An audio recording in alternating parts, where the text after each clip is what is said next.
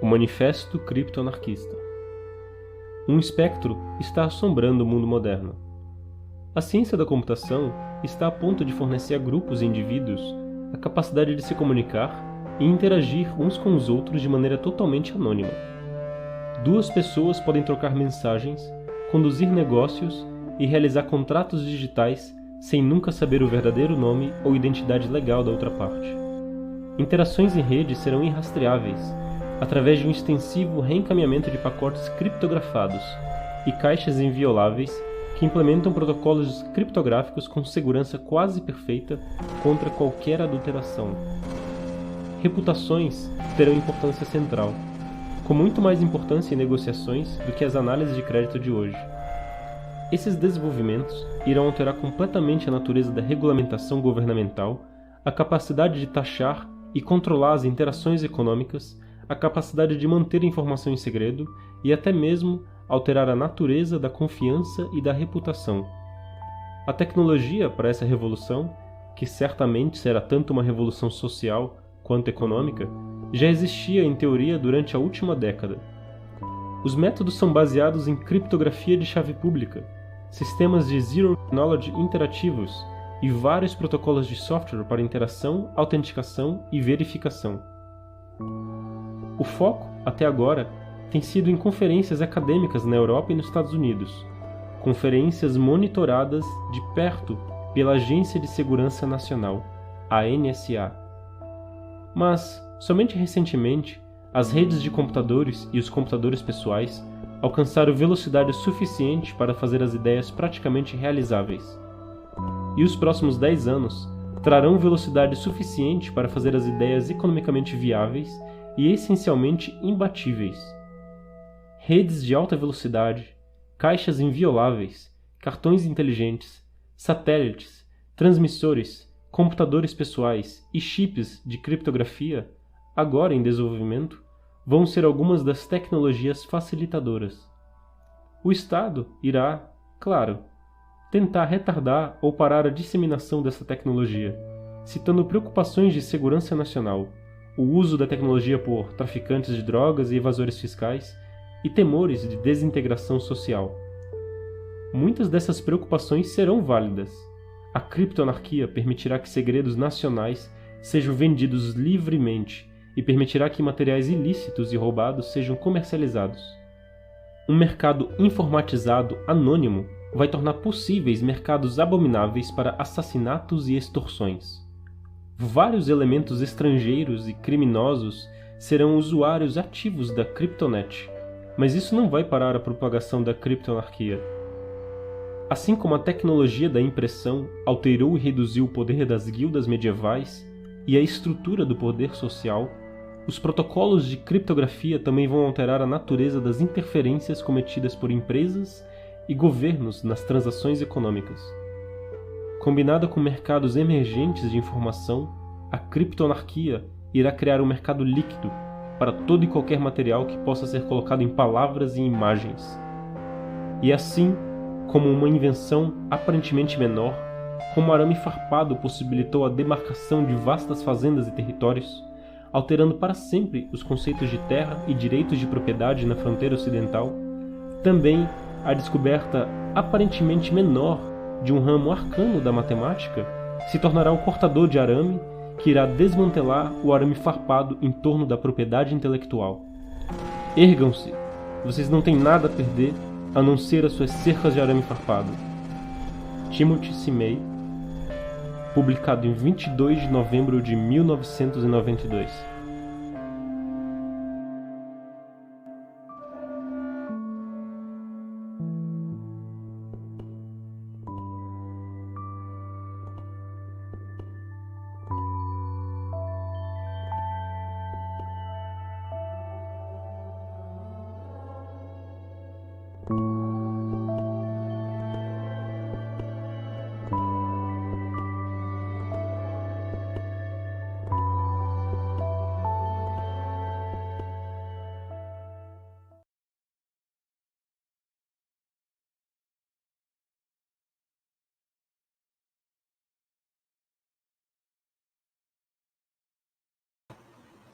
Olá, boa noite a todos aí que estão assistindo Kryptonita.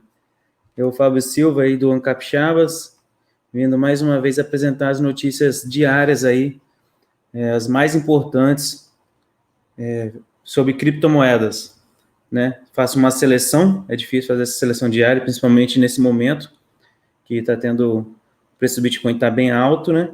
Então acaba tendo mais notícias para fazer essa seleção. Vamos lá, primeiro vamos passar pelo preço do Bitcoin, né?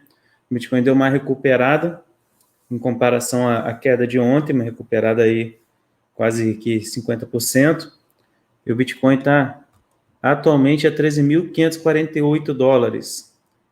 Embaixo aqui estão passando as altcoins, né? De Bitcoin Cash, Litecoin, Nano, ok? Vocês podem verificar. Essas anotações, a Ethereum, essas verificações, acho que vai ser interessante sempre deixar no vídeo, para daqui a alguns anos a gente olhar esse vídeo e ver quanto que estava o preço dessas altcoins, né? Em comparação ao tempo que a gente vai estar, né? Mas agora vamos lá, vamos para dar uma girada nas notícias. Vou começar aqui. Coinbase lançará cartão Visa nos Estados Unidos. Essa notícia vem do Guia do Bitcoin. A Coinbase permitirá que os clientes dos Estados Unidos usem seu cartão Visa para fazer compras a partir do próximo ano. A troca de criptomoedas Coinbase Exchange lançará seu cartão de débito Visa nos Estados Unidos no próximo ano. A empresa anunciou ontem que os clientes podem entrar na lista de espera pelo cartão Coinbase. De acordo com a troca com a Exchange, o cartão de débito Visa será emitido para os clientes. Isso permitiria que eles usassem criptomoedas para pagamentos e compras online e em lojas e saques de dinheiro em caixas eletrônicos. O cartão Coinbase é outra oportunidade para os usuários Coinbase ganharem 4% de volta em recompensas de cripto. Essa não é a primeira vez que a Coinbase lança seu cartão de débito. A empresa lançou seu cartão de débito para os clientes do Reino Unido e da Europa em abril de 2019. Na época, a empresa, sediada em São Francisco, revelou que os clientes podiam gastar seu Bitcoin, Ether, Litecoin e outras criptomoedas sem problema. Atualmente, o cartão Coinbase está disponível para clientes em quase 30 países na Europa e no Reino Unido. Embora os clientes usem criptomoedas para fazer compras, o Coinbase converte as moedas em moeda fiduciária instantaneamente. Consequentemente, permite transações rápidas. Neste último desenvolvimento, os portadores de cartões Coinbase podem usar criptomoeda em qualquer lugar do mundo onde os cartões Visa sejam aceitos. O cartão Coinbase tem vários benefícios. De acordo com a postagem do blog, os titulares do cartão Coinbase podem gastar diretamente de suas contas Coinbase sem ter que mover fundos para sua conta bancária. A criptomoeda é convertida em dólares americanos antes de concluir as compras e saques em caixas eletrônicos. Usar criptomoeda por meio de gastos diários pode ajudar um usuário a ganhar recompensas com a troca de criptomoeda. Quando o cartão é lançado nos Estados Unidos, os clientes podem escolher ganhar 4% de volta em Sterling Lumens ou 1% de volta em Bitcoin. Os clientes também podem gerenciar suas preferências de gastos e recompensas por meio do aplicativo Coinbase. Os clientes podem optar por gastar stablecoins como o USD Coin ou outra criptomoeda específica com um toque de um botão, acrescentou a Coinbase. A Coinbase está lançando seu cartão Visa nos Estados Unidos alguns dias depois que o PayPal anunciou sua entrada no cenário de criptomoedas. O PayPal será uma competição acirrada para empresas como Coinbase, Square e outras entidades de criptomoedas do mundo. A gigante dos pagamentos começou a expandir seus serviços de cripto com a recente aquisição da BitGo. Bom, galera, a gente vê aí a melhoria na facilidade aí de adoção, né, de uso realmente das criptomoedas. E costumo falar isso, né, no futuro as pessoas vão ter Você chega num país, você não precisa se preocupar com a conversão, né? De como as pessoas vão lidar com o seu dinheiro, não precisa passar por casa de câmbio. O interessante vai ser isso, você simplesmente passar e vai ser feita a conversão automática. Esse cartão aí, ele se difere muito da Uso, né? Totalmente diferente da Uso, porque ele vem de uma exchange, né? A Uso não é uma exchange. E a Uso acaba sendo praticamente um banco ali, né? Porque você deixa o seu dinheiro ou o seu Bitcoin na Uso. Agora, a Coinbase fica mais facilitado para você fazer até seu trade, né? Se você faz trade, já que se trata de uma exchange. E outro ponto é que parece que não precisa fazer a conversão você manualmente. Essa diferença é bem superficial, não é tão expressiva. Mas na Uso você tem que manualmente fazer ali, pegar seu celular e fazer a conversão, trocar seus bitcoins pela sua moeda antes de você usar o cartão, né? Pessoal, chegando aí agora, Kurokurovich, Wolf. Vocês colocam cada nome. Boa noite aí, galera. Vou direto para essa notícia aqui, ó. Então, que tem relação. Primeira compra de Bitcoin no PayPal foi realizada. O primeiro Bitcoin foi comprado na PayPal. Notícia da Webitcoin. A notícia é dada pelo cofundador e CEO da Circle, Jeremy Allaire, que no Twitter compartilhou uma imagem de uma confirmação de compra de cerca de 0,0075 bitcoins por $100. O preço de compra foi de $13.265 e nenhuma taxa foi cobrada. No momento, o PayPal não é uma carteira de bitcoins sem custódia, mas apenas um intermediário permitindo que seus usuários nos Estados Unidos comprem e vendam Bitcoin na Paxos, mas usando o PayPal como uma interface única. Isso significa que as transações de criptomoeda realmente ocorrem na plataforma Paxos Crypto Brokerage, aparentemente sem taxas, mas o usuário as realiza no PayPal, que aplica um spread sobre o preço. É justo imaginar que parte desse spread seja usado pelo PayPal para pagar os serviços da Paxos. São compras realizadas em exchanges centralizadas sem registro na blockchain para evitar taxas. Negócios no PayPal. A Allaire não postou mais nenhuma captura de tela, por exemplo, para mostrar o depósito dos seus 0,0075 bitcoins em sua conta. Mas o que se sabe é que, embora não esteja fisicamente armazenado no PayPal, podem ser vendidos com um procedimento semelhante. Curiosamente, o primeiro a dar a notícia com screenshots foi o CEO de uma empresa que, de certa forma, poderia ser concorrente do PayPal. Na verdade, a Circle colabora estreitamente com a Coinbase, com a qual emitiu o USDC. A segunda stablecoin mais difundida no mundo com base no dólar americano. Obviamente, a notícia é considerada tão importante para todo o setor cripto que até mesmo o CEO de uma empresa que, de alguma forma, concorre com o PayPal, decidiu anunciá-la.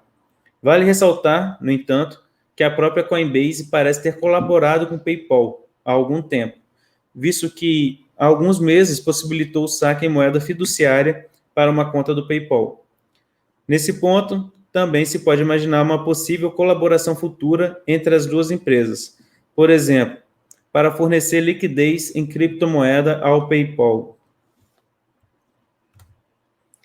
Temos aí o PayPal chegando mesmo no mercado de cripto e iniciando, né?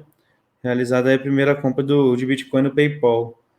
Uma data também boa, né? Uma data bem importante, né?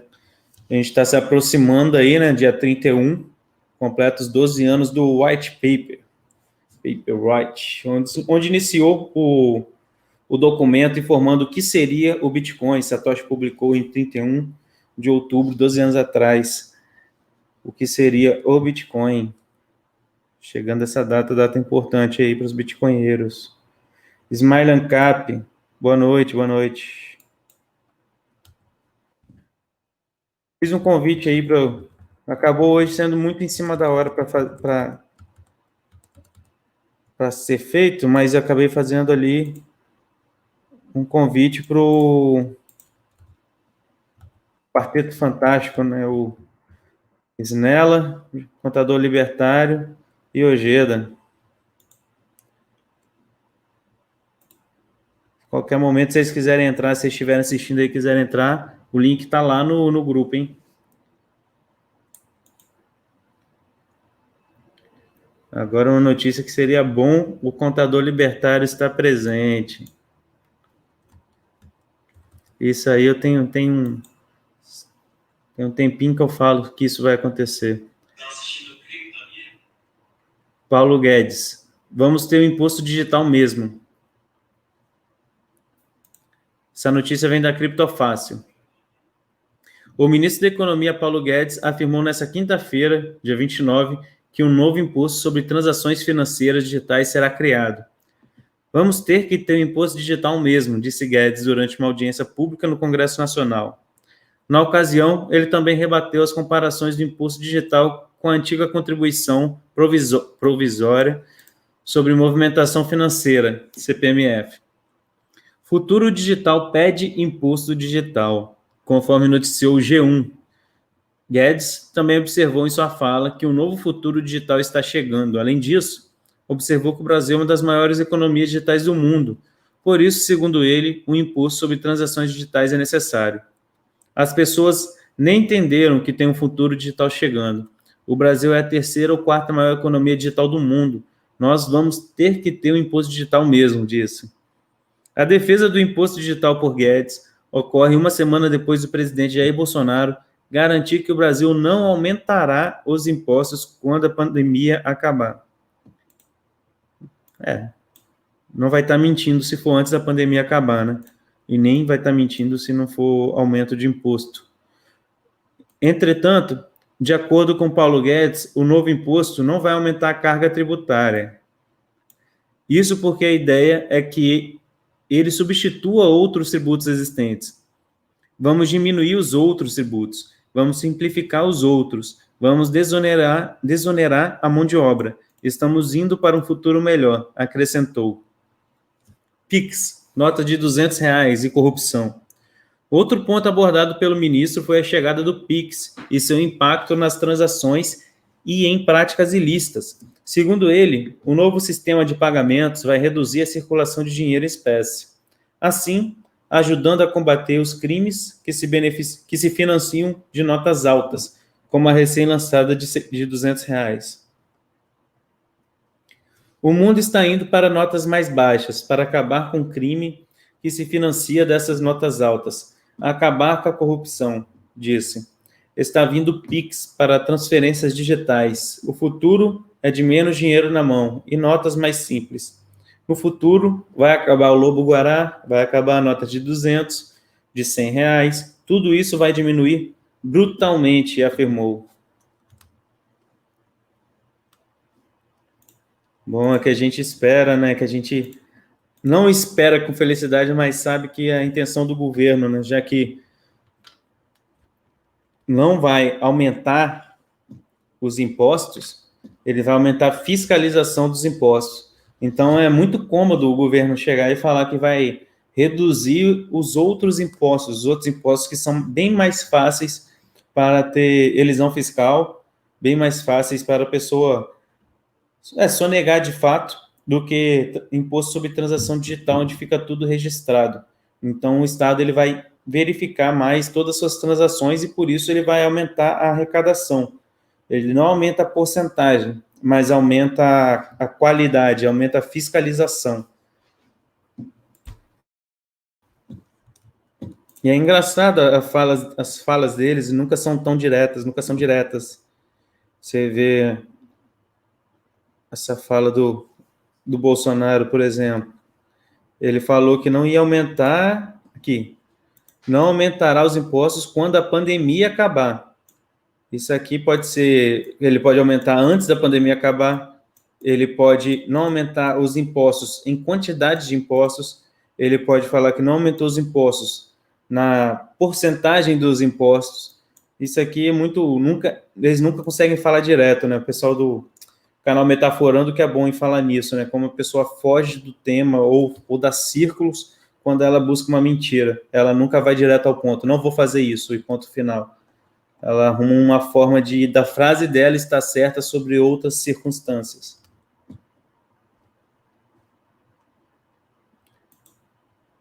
Rolf, tenso mesmo, né? Mas sempre vai ter uma saída. Eu acredito que sempre tem uma saída que o mercado anda na frente, né? O livre mercado anda na frente e o governo vem atrás tentando atrapalhar.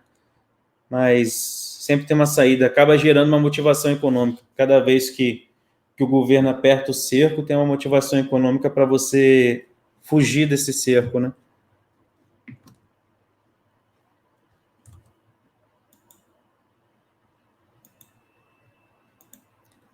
Deixa eu botar aqui.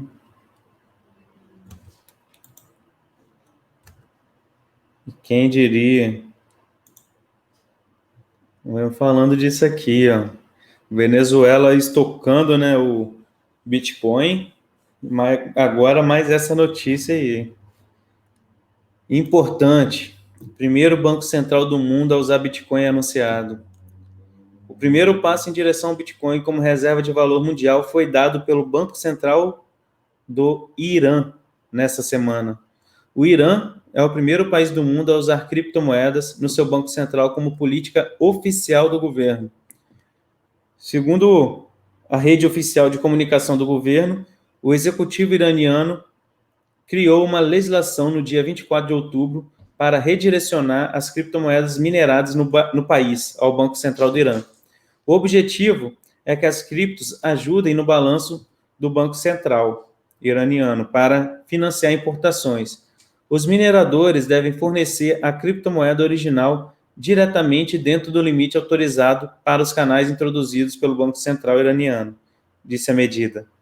A nação do Oriente Médio sofre com fortes sanções financeiras dos Estados Unidos e não consegue importar bens básicos. Como resultado, o país tem usado subterfúgios para contornar os obstáculos norte-americanos.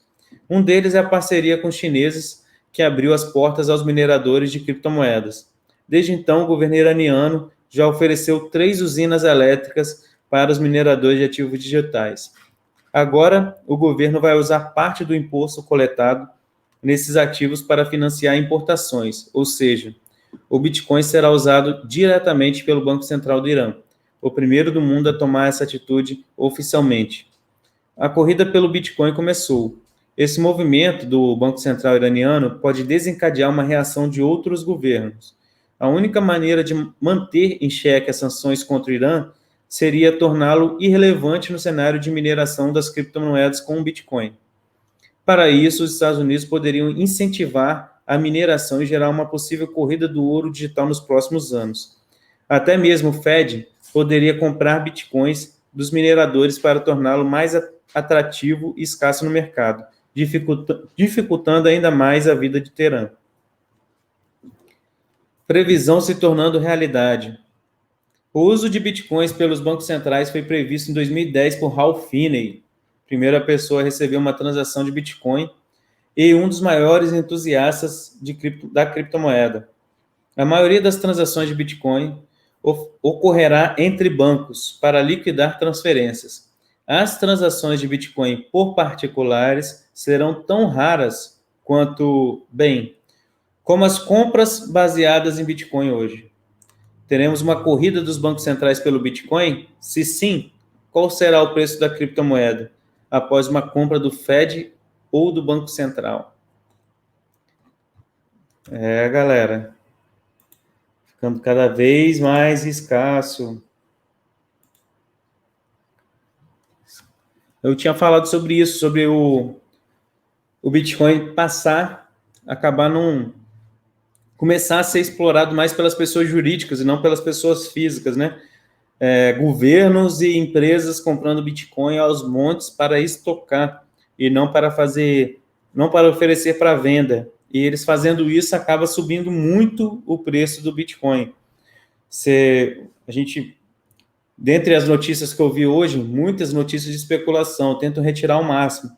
principalmente quanto à especulação ao preço. Você vê muita notícia muito otimista sobre o preço do Bitcoin. E quando você realmente vê o que está acontecendo, faz muito sentido. Não só em questão do gráfico em si, questão histórica do Bitcoin, como a pós-halving, mas também pelo cenário das pessoas jurídicas e os governos se movendo aí, comprando Bitcoins. É bom lembrar que o Banco Central ele tomou isso, o Banco Central do Irã tomou isso como uma postura oficial do governo iraniano, do Banco Central iraniano.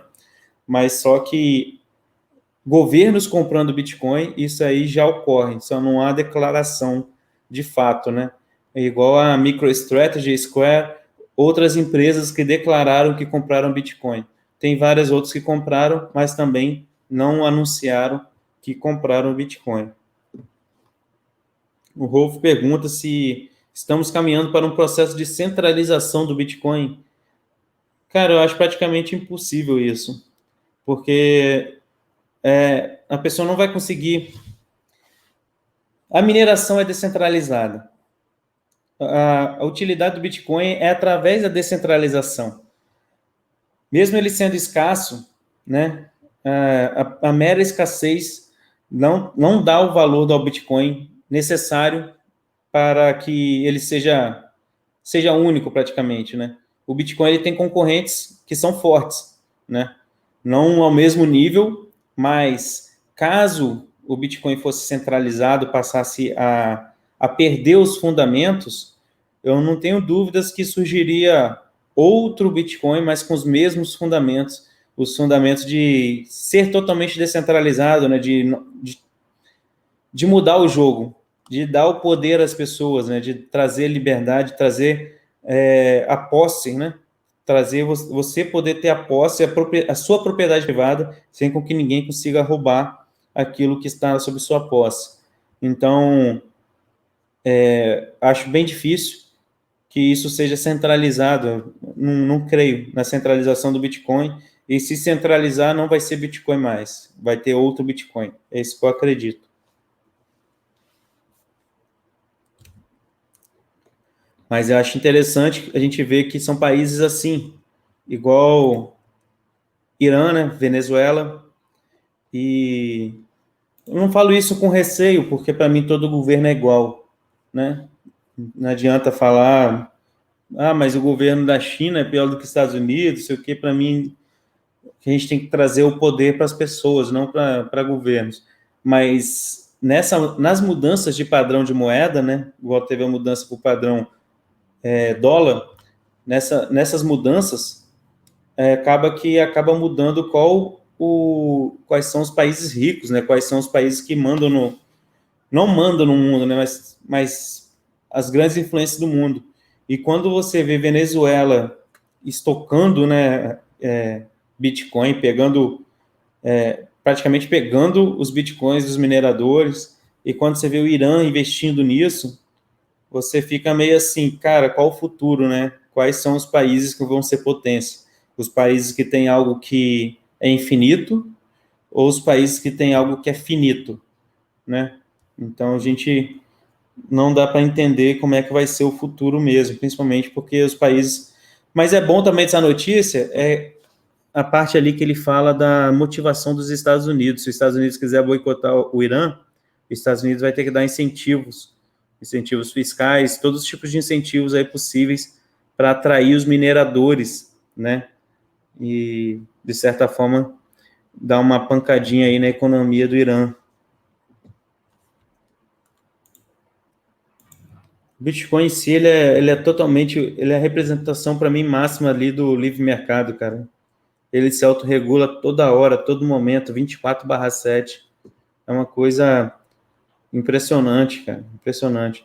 Você vê questões até igual a situação das taxas, né? Deixa eu ver se tem alguma notícia falando da taxa ou se eu retirei. Mas as taxas de Bitcoin subiram muito porque os mineradores eles aproveitam o momento de grande chuva na China para irem nas hidrelétricas e conseguirem energia de forma mais barata. E assim como o problema da mineração do Bitcoin é o gasto energético, para resfriamento do Bitcoin, para resfriamento das máquinas mineradoras, praticamente, eles aproveitam o período de chuva da China e vão lá e aumenta a mineração, porque assim consegue energia mais barata. Acabou o período de chuva, igual aconteceu agora, eles saem, eles migram de lá, saem, e muitos vendem os bitcoins que eles conseguiram minerar. Aí acaba causando um pouco dessas quedas de preço, igual causou ontem, por exemplo. Mas o que acontece? Eles saíram do mercado, ficaram menos mineradores, acho que caiu cerca de 10% das máquinas minerando ali, né, da força de mineração, e ficaram muitas transações para serem confirmadas, né? Muitas transações, acho que é o recorde histórico de transação não confirmada, aguardando confirmação. Mas se fosse o governo, falaria, não, cara, tem que fazer uma lei proibindo isso, mandando eles voltarem, etc. Mas o que aconteceu? O preço, a taxa, o custo da taxa aumentou, as pessoas estão oferecendo taxas maiores, né, para a confirmação das suas transações. E como a taxa vai aumentando, eles veem que vale a pena religar as máquinas, né? Outros mineradores se desligaram por causa do custo, estão religando as máquinas para conseguir minerar, já que agora está valendo a pena, porque o custo da taxa, né, o preço da taxa, a média ali subiu bastante. Inclusive, tem um vídeo meu de comprando VPN, né, com Bitcoin, que, inclusive, eu coloquei um preço de taxa, um valor de taxa alto. O pessoal do Bitcoinheiros até comentou isso aí. Foi uma falha minha ali, realmente. Normalmente é 1 a 3, né, que você coloca. Tinha colocado um valor superiorzinho.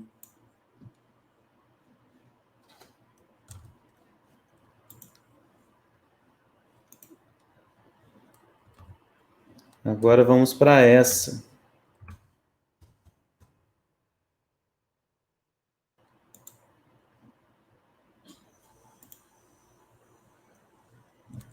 Exchanges descentralizadas têm falhas de segurança, revela relatório. Notícia da Criptofácil. A CER Live, empresa especializada em segurança de exchanges, divulgou um relatório com preocupantes informações sobre exchanges descentralizadas, DEX, na sigla em inglês. Eles também analisaram se cada DEX passou por auditorias de segurança, ofereceu recompensas para incentivar a descoberta pública de bugs, garantiu uma segurança ponta a ponta adequada e muito mais. Sistema de notas e classificação. No relatório, cada critério recebeu uma pontuação variando entre 1 e 10, com base na segurança geral de cada local. Qualquer pontuação acima de 8 foi classificada como alta. Pontuação variando entre 6 e 8 foram consideradas boas. Já qualquer coisa abaixo de 6 foi considerada baixa e, portanto, insegura. O relatório avaliou as 25 principais DEX do mercado. Delas tiveram pontuação baixa 14 plataformas, em termos de segurança cibernética. Entre os vários problemas identificados estavam listagem de tokens falsas, prevalência de derrapagem, ordens negociadas a um preço maior do que o trader planejava, atrasos na confirmação das transações, falta de dados sobre os pares de negociação listados e falta de dados sobre os pares de negociação listados. Aqui nesse atraso, só vou fazer um adendo aqui dentro mesmo, porque aqui nesse atraso na confirmação de transações, tem uma grande reclamação em cima da Coinbase, porque falam que uma das coisas certas aí é que quando o Bitcoin está em alta, a Coinbase trava, né? Então, esse aqui não é um atributo apenas dessas DEX, não. Você vê algumas SECs que estão com esse problema também. Das 25 DEX analisadas, apenas 2 relatadas receberam uma pontuação de segurança alta, Uniswap e Synthetix. Já DEX conhecidas como a Binance DEX e Bancor sequer chegaram a uma nota 7. Aí tem a lista aqui, né? A Binance DEX 6.6, Sushi 6.4, a Bancor lá embaixo 5.45.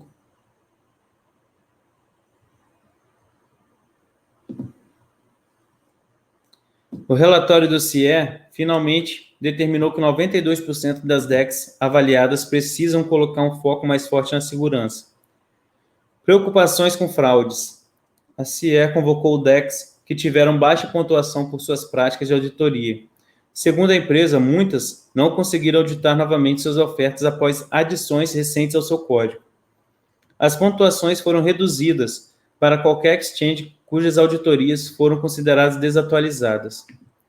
6 bolsas, 24%, não passaram em uma auditoria de segurança ou não anunciaram publicamente que foram submetidas a uma. Uma exchange não auditada não pode ser considerada segura, disse a empresa. Algumas das 25 DECs contrataram auditores individuais, em vez de empresas especializadas. A prática é desencorajada pelos autores do relatório e pode contar negativamente na avaliação. O grande crescimento das finanças descentralizadas, as DeFis, nos últimos meses, é o fator de preocupação. Para os pesquisadores, os usuários das DECs geralmente estão mais expostos a fraudes do que a ataques hackers. Ainda não houve nenhum ataque significativo nas trocas descentralizadas, em comparação com as plataformas centralizadas. Porém, os usuários das DECs são, na verdade, mais suscetíveis a ataques fraudulentos, afirmaram. Uma pesquisa de outubro revelou que 75 exchanges já foram fechadas em 2020, em grande parte por causa de ataques hackers. Esses ataques já renderam prejuízos superiores a R$1,5 bilhão em 2020. Aí fica, então, esse alerta, né? Fica esse alerta. Eu fiquei de testar a Uniswap. Foi um pedido aí do João, contador libertário. Vou fazer esse teste, mas fica esse alerta aí em questão das descentralizadas, as DECs. Ali, então, que teve uma nota boa, foi a Uniswap e Synthetix, praticamente empatados ali na pontuação de segurança. Vale ressaltar também que essa aqui é uma informação, né? Essa é uma avaliação, né? Não significa que seja uma verdade suprema, mas é algo que a gente tem que levar em conta, sim.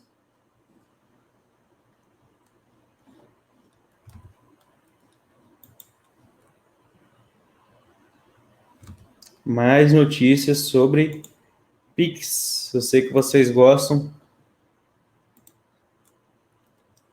Banco Central lança oficialmente o Pix Cobrança e pode acabar com cartões de crédito e boleto.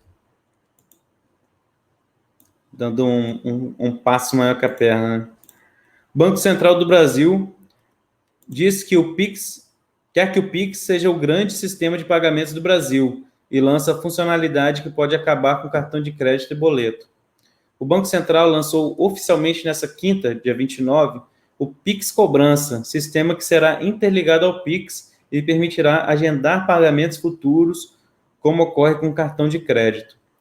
As novas funcionalidades do Pix visam ampliar os casos de uso do novo sistema, que o Banco Central pretende ser a grande plataforma de pagamentos digitais do país. Desta forma, segundo o Banco Central, no Pix Cobrança, os lojistas, fornecedores, prestadores de serviços e demais empreendedores poderão emitir um QR Code para realizar pagamentos imediatos em pontos de venda ou comércio eletrônico, por exemplo, ou cobranças com vencimento em data futura. Neste caso, é possível configurar outras informações além do valor, como juros, multas, descontos. Assim, embora a funcionalidade seja parecida com o que ocorre hoje com boleto, ela também pode substituir o uso do cartão de crédito, já que permitirá ao pagador, com a aceitação do recebedor, agendar o pagamento para uma data futura. Novidades no Pix. Ainda segundo o Banco Central, outra novidade é que a instituição financeira e de pagamentos que desejarem fornecer o serviço de integração aos usuários recebedores deverão adotar a interface do programa de aplicações, API, padronizado pelo Banco Central. Isso significa mais facilidade para os empreendedores escolherem onde manter sua conta e mais eficiência para que as software houses promovam a integração do Pix aos seus sistemas. A API Pix contempla funcionalidades de criação e gestão de cobranças, verificação de liquidação, conciliação e suporte a processos de devolução. Sem a API padronizada, o empresário que queira mudar de conta precisaria reconfigurar seu sistema de gestão para APIs diferentes. Essa situação pode deixar o empresário travado em uma instituição devido ao custo de mudar para outra. Pix como cartão internacional. O Banco Central do Brasil também já está trabalhando na internacionalização do Pix e pretende que, no futuro, o sistema também atue como um cartão internacional. Desta forma, segundo a proposta, que vem sendo trabalhada dentro do Banco Central, seria possível enviar um Pix para brasileiros em outros países e também pagar durante viagens itens em outros países usando o Pix. Contudo, ainda segundo o Banco Central, a proposta só deve ser implementada em 2022 e 2023. Possibilidade de você fazer um Pix fora do Brasil está na agenda evolutiva do Pix, mas não para o ano que vem, destacou o diretor de Organização do Sistema Financeiro do Banco Central, João Manuel de Mello. Assim, por meio do Pix internacional, também seria possível realizar pagamentos de viagens fora do país. Embora o Banco Central não tenha fornecido mais detalhes sobre um possível Pix internacional, a proposta pode estar alinhada com a criação de uma moeda digital do Banco Central, CBDC, para o Brasil. Nessa linha, em diversas ocasiões, o presidente do Banco Central, Roberto Campos Neto, já declarou que próximas fases do Pix envolvem câmbio, CBDC, turismo e o que ele vem chamando de aperfeiçoamento da moeda. No nosso caso, é muito importante o Pix, porque vemos daqui para frente a união de uma forma de pagamentos instantâneo, aberto e interoperável, com um sistema de dados abertos, onde eles se encontram em algum momento lá na frente, junto com uma moeda que tem que ser aperfeiçoada, disse. Assim, segundo ele, o Banco Central tem um projeto de simplificação dos processos de câmbio, também para atender essa demanda. A gente tem um projeto de simplificação dos processos de fechamento de câmbio e que vão combinar com uma moeda conversível.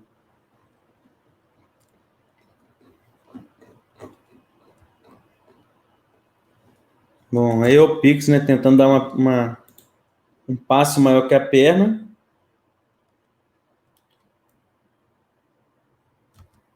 E uma das coisas interessantes que acontece sobre o Pix, que ele na verdade, é um monopólio do meio de cobrança. É como você vê na China que tem o Yuan digital do governo e tem a Alibaba e o WeChat, né? O WePay. O WePay, acho que é isso mesmo. São dois métodos de pagamentos diferentes do método governamental. Pelo menos o papel é diferente, não é a mesma coisa. E no Brasil você já vê o oposto, já vê tudo caminhando para dentro do Pix. O Pix sendo, se tiver PicPay, se tiver outros tipos de método de pagamento, eles têm que estar atrelado ao Banco Central. O Banco Central tendo ali o monopólio sobre todos os métodos de pagamento, e ele sendo o gestor e o regulador ao mesmo tempo, né? E interessante que ali, quando ele fala das instituições financeiras e etc., aplicar, né, o Pix, muita gente não sabe, mas quem está tendo que arcar com os custos para a implementação do Pix é o próprio banco. Então, isso favorece os bancos maiores e prejudica os bancos menores, porque os bancos maiores, eles têm, em questão de porcentagem, é mais fácil eles terem esse gasto para a implementação do Pix. E, inclusive, porque eles vão ter que ter um gasto na questão da segurança da rede, né? Porque o Banco Central já anunciou que os bancos têm que instituir o Pix, mas só que o Banco Central não vai ser responsável por nenhum hack. Se acontecer algum hack, não é de responsabilidade do Banco Central. Então, a questão da segurança de informação, a segurança ali ainda tem que ser feita pelos bancos. Uma coisa absurda aí. Centralização de todas as informações de pagamento para dentro do Banco Central, né? Você fica praticamente refém. E quando vier esse tributo aí sobre as transações digitais, perfeito para o governo. Perfeito. Consegue reter na fonte o imposto, se ele quiser. Você enviar um valor e chegar a outro. já retido na fonte.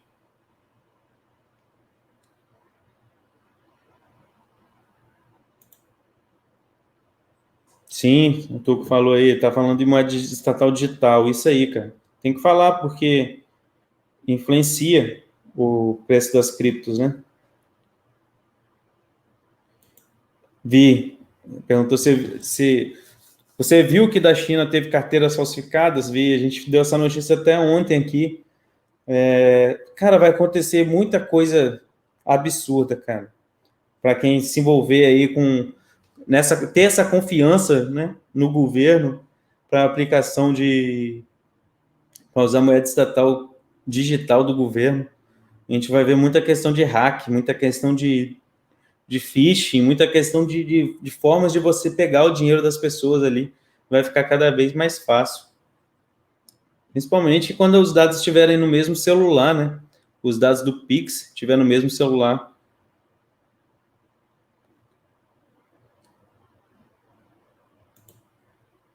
Sim, também acho. Em Tuco, é tão fácil acreditar que vai ter algo nesse nível aqui, porque se a gente parar, a China está estudando isso há muito, muito tempo. Estudando questão das criptomoedas, da blockchain, está estudando há muito tempo e está tendo esses problemas, né? Está encarando esses problemas aí de segurança. No Brasil foi de supetão, né? Sem estudo praticamente. Muita motivação. Eles não têm interesse que dê certo. O interesse deles é que seja feito rápido, porque as próximas eleições estão vindo aí, né, cara?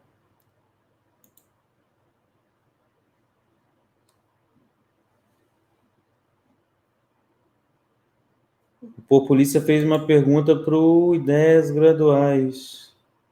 Ah, não entendi ali também, não.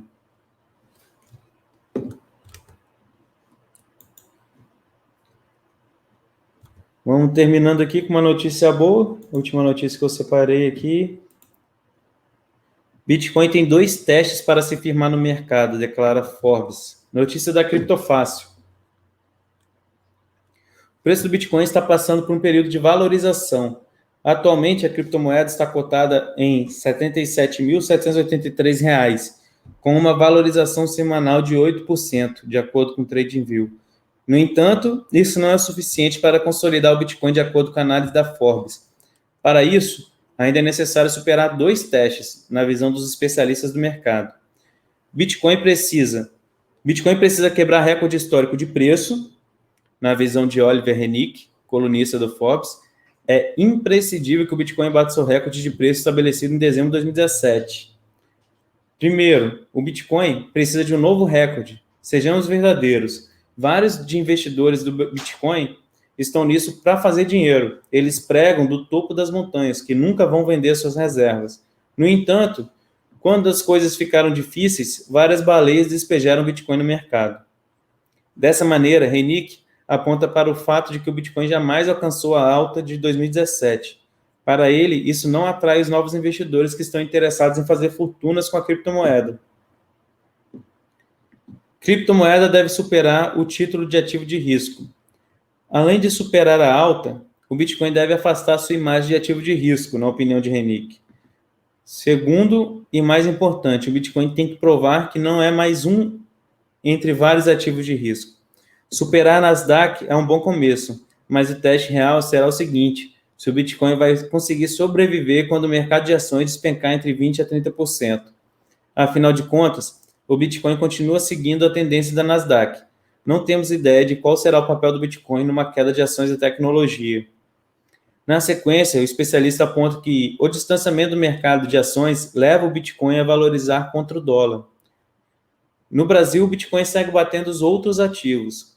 Nessa quinta-feira, o Bitcoin está superando as perdas do dia anterior e alcançando os 13.477 dólares. Porém, o criptoativo ainda está distante do seu recorde histórico de aproximadamente 20 mil dólares. Por outro lado, no Brasil, a situação muda. O Bitcoin já bateu o recorde histórico de 2017 devido à desvalorização do real. Assim, o Bitcoin se torna uma opção interessante de investimento para os brasileiros. à medida que o dólar aumenta o mercado de ações. O dólar aumenta e o mercado de ações sofre com receio de Covid-19, ou Covid-21, né? Como tá aí para a segunda onda. Bom, sobre isso aqui, tem alguns pontos aí, né, interessantes. A questão da desvalorização do dólar acabar favorecendo quem está com Bitcoin aqui no Brasil, né? Tinha até falado isso, que o Bitcoin ele consegue chegar... É possível o Bitcoin chegar até os 100 mil reais sem que tenha uma subida tão alta assim em dólar, porque basta o real desvalorizar frente ao dólar, o que não é difícil. E já na questão da alta histórica, a romper a alta histórica, eu tenho eu acredito que o Bitcoin tem que romper essa alta histórica, mas não pelos motivos que ele falou ali, das pessoas provarem, as baleias provarem que irão estocar, mas pela questão histórica do Bitcoin, de sempre quando vem um novo halving, ele supera a alta histórica anterior. Isso aí dá mais sentido à questão do halving, né? Dá mais sentido o Bitcoin o Bitcoin é oferta e demanda pura e simples, mas nada mais que isso. Quantidade de oferta, quantidade de demanda. Então, a questão do halving, ela acaba sendo sobre isso também. Você reduz a quantidade de bitcoins entrando no mercado via mineração. Então, se tem menos quantidade ali sendo ofertada, o preço tem que... E mais pessoas querendo, por causa que a tecnologia torna cada dia mais fácil a utilização, então o preço ele tem que subir a cada halving. Não tem jeito. Então, o rompimento ali do topo histórico, eu acho que é inevitável, mas também é questão de ser necessário também para o Bitcoin. É engraçado ele já falando, né, das ações despencando 20% a 30%. Todo mundo sabe que isso... Os libertários, né, acreditam muito nisso, né? Vai cair tudo vai despencar. E quando ele fala ali em questão essa matéria fala em questão do real, cara, tem uma certa lógica, assim, a pessoa que recebe, que está posicionada em dólar, que está posicionada em ouro, que está posicionada em outro tipo de moeda, ter certo receio, assim, com Bitcoin. Falar que não vai entrar, que talvez não vale a pena, etc. Mas quem está em real, cara, ele tem que mudar a moeda, tem que mudar a posição que ele está. Vou colocar aqui, ó, a imagem que eu tinha feito lá para o Ancap Chaves. Olha isso. O valor de R$1 em relação ao ouro em 1994. Com R$1 você comprava essa quantia de ouro em 94. Agora, depois, em 25 de outubro agora, 2020, com R$1 você compra essa quantia abaixo. Ou seja, você teve perda do poder de compra de 96,82%. E se você fizer isso em comparação ao Bitcoin, em 2011, com um Bitcoin, você comprava esse valor de ouro, 0,608571. E hoje, atual 25 de outubro de 2020, com um Bitcoin, você compra 221 gramas, 94 de ouro. Ou seja, um aumento de poder de compra de 36.369%. Então, para mim, é matemática pura e simples, a gente entender onde a gente tem que se posicionar. Se a gente vai continuar em real ou vai mudar de moeda. Entendeu? E não adianta, a gente vive posicionado em alguma coisa. Avelino Morgante é muito bom para simplificar isso também. Igual ele fala de se posicionar em comida, né? Avelino Morgante é interessante quando ele fala isso, porque na verdade é isso, você está sempre posicionado em alguma coisa. Se você se posicionar, ele diz muito de despeja seu real, compra o que você, não desperdiça, mas compra coisas físicas que você vai precisar, porque tudo vai subir de preço. é a questão de estar posicionado em algo melhor.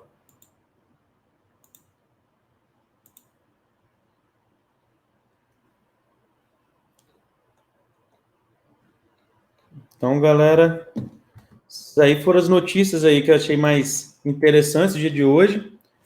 Tem muita notícia especulativa, mas essa época aí não está tendo muito FOMO, né? Fear of Missing Out, não. Aparentemente, não. Igual ouvi o Edilson do Investimentos Digitais, ele fazer uma análise interessante, cara, de... Não sei se foi ele ou foi o Guilherme Renault do Criptomaníacos, acho que foi o Criptomaníacos, na verdade. Ele analisar se a quantidade de pessoas pesquisando o Bitcoin no Google se aumentou. E essa quantidade de pessoas pesquisando, né, sobre Bitcoin no Google não aumentou significativamente, normal. Então, isso significa que esses novos entrantes, essas novas compras em Bitcoin, elas não vêm de iniciantes no Bitcoin, pode ser que tenha vindo de pessoas jurídicas, que pessoa jurídica não faz essa pesquisa no Google, né, já procura um especialista, ou pode ser que tenha vindo de pessoas que já têm experiência com a moeda. Isso é bem interessante, que mostra que essa alta que a gente está tendo é uma alta mais madura. Quem analisa as criptos tem essa mesma sensação. Você vê que a maioria das notícias passa essa mesma informação. Essa alta está sendo mais madura e aparentemente vai continuar essa alta. Aparentemente. Né? Tem gente que acredita que tem uma queda antes da subida gigante, que todos esperam, né? Que é o rompimento da alta histórica em dólar. E tem pessoas que acreditam que já vai subindo, mas vai subindo de forma saudável, diria, né? Sobe, lateraliza, entendeu? Não sobe de uma vez só. Se subir de elevador, tem um risco maior. Em 2017 foi isso. Final de 2017 foi uma subida assustadora. Até certo momento natural e depois fear of missing out. Ou FOMO. Ok?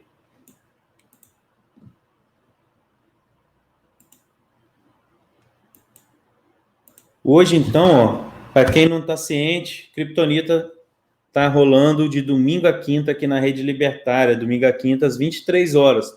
Às vezes acontece do programa anterior ocupar um pouquinho espaço, mas não tem problema. E às vezes acontece até da gente acabar começando um pouquinho mais tarde, entendeu? Mas essa faixa de horário aí das 23 horas, a gente vai tentar ser mais pontual nisso, a partir da próxima semana, mas é domingo a quinta. Sexta e sábado, a gente não tem o Kryptonita aí, mas domingo a quinta, às 23 horas, pode ir marcando na agenda. Se fica gravado em algum lugar, o Tuco perguntou, a gente criou um canal recente aí do Kryptonita. Deixa eu botar o link aqui. E acabando aqui, eu já baixo e já posto lá. Aí, questão de pouco tempo, já fica lá no canal. Já peço que o pessoal se inscreva, né? Aí, Tuco. Já peço que o pessoal se inscreva nesse canal aí, que fica gravado os episódios do Kryptonita. E se puder, fortalece lá também o Capixabas, o canal que... Outro canal que eu falo mais sobre libertarianismo, né? Não só sobre criptomoedas. E ali também eu passo algumas orientações de criptomoedas, de como fazer o uso no dia a dia, né? Pretendo fazer mais vídeos sobre isso, mas estou travando no gargalo da edição. Se tiver alguém que edita vídeo aí e puder mandar mensagem pelo Facebook lá do Ancapixabas, fica perfeito aí para mim, beleza?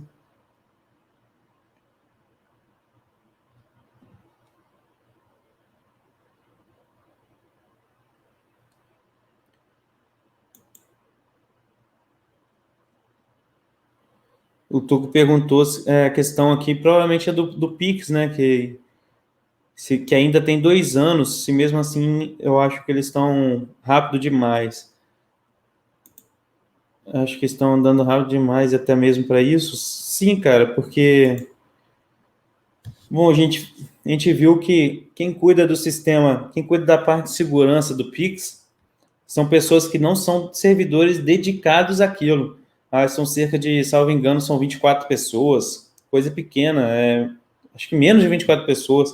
É um grupo bem pequeno de pessoas envolvidas na segurança do Pix e que não estão trabalhando focado nisso, só naquilo, entendeu? Estão fazendo outras coisas, outro tipo de serviço e, às vezes, lidam com a questão da segurança do Pix. A questão é que o Estado, ele não consegue fazer algo eficaz, né? E a motivação dele é errada. Não só pela questão de planejamento centralizado, mas a motivação do Estado é errada. A motivação é no voto, né?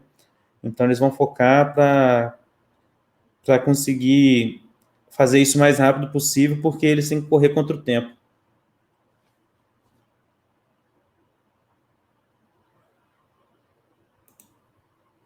É isso aí, Wanderson. Valeu aí. Valeu.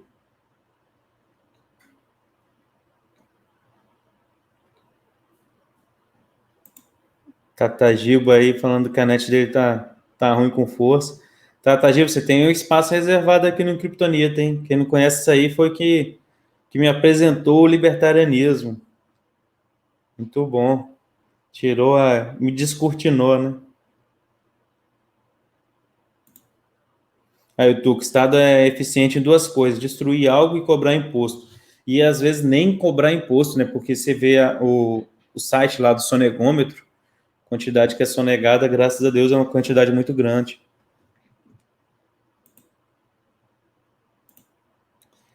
Galera, então fico por aqui.